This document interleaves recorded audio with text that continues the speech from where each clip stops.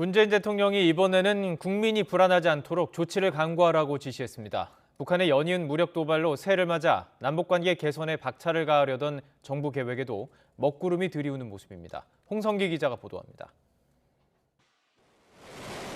2022년 새해 들어 북한이 무력 도발을 한 건 지난 5일에 이어 벌써 두 번째입니다. 공교롭게도 두 번 모두 문재인 대통령이 헬기를 이용해 현장 방문 일정을 진행하는 날이었습니다. 특히 지난 5일에는 문 대통령이 새해 첫 현장 일정으로 남북 접경 지역인 강원도 고성을 찾는 날, 북한은 동해상으로 탄도미사일을 쐈습니다.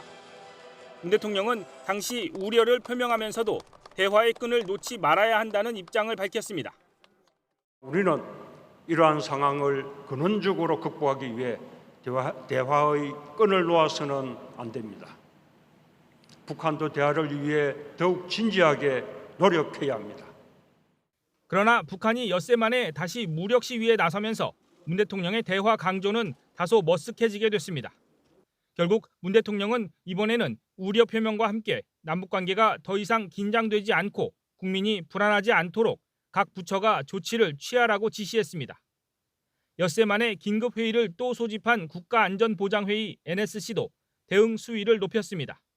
NSC는 지난 5일 발사 당시에는 단순히 우려 표명에 그쳤지만 이번에는 북한에 강한 유감을 전달했습니다.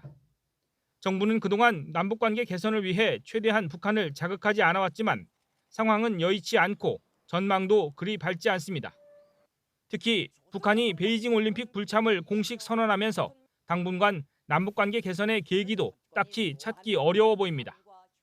문 대통령의 거듭된 대화 제안에도 불구하고 북한이 무력 도발을 이어가면서 새해를 맞아 대화의 돌파구를 마련하려던 우리 정부의 구상에도 암울한 그림자가 드리우고 있습니다. YTN 홍성기입니다.